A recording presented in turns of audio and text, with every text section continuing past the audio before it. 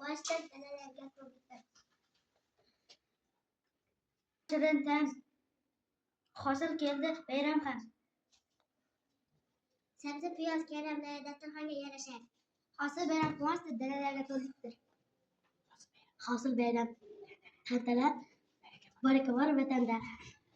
Bir bor ekan qadim zamonda sholg'om bilan bir chol bo'lgan ekan. Shu chol bir sholg'om polizga yig'ibdi, katta bo'lib chiqdi. So'ng uning yanına borib bo'lgandan keyin tortolmasdi. Ketmadi, cholma. Hech kim yo'qsa ketdi chol yoniga. Uning kamdiri. So'ng yig'ibdi, kattadan ekan. Ketmadi. Yana boshqasini chaqirdi. Chaqirgandan keyin qaddini tortdi, kuchi yetmadi. So'ng shug'ulni chaqiribdi. Mushugini so'ng tortdi. Nima ham ketmadi? Yana chaqirdi. So'ng onda chaqirgandan keyin tortdi, o'zi boribdi. Kuch birlikda, demak, oilaviy hammasi cholg'amni nima qilishibdi bolajonlar?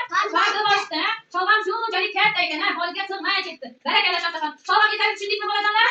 Молодец, barakalla. Endi biz Mustafa bizga nonni tashkillab bermoqchi, eshitib o'tiramiz.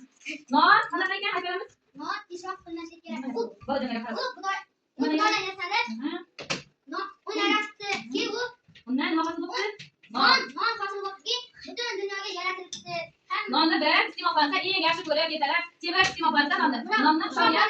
Nonni pishirgan ekan. Non isrof qilmaslik kerak.